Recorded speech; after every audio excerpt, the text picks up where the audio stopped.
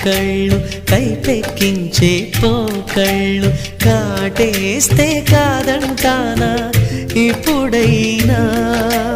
వయసేమైనా సొగసేమైనా మరపించే మనసేమైనా నవ్వు నవరాత్రి నీ కోసం తీసుకువస్తున్నా